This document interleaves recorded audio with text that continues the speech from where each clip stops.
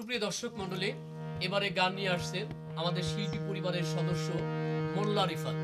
তাহলে শুনুন আমাদের মোল্লা রিফাতের গান। আমি তন্ত্র মন্ত্র পড়ে দেখি তার ভিতরে তুমি নাই।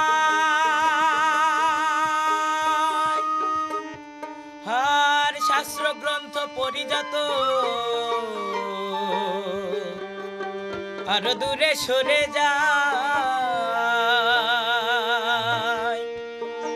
তুমি কোন সাগরে খেলতে সোলাই ভাবতেছি তাই অন্তরে।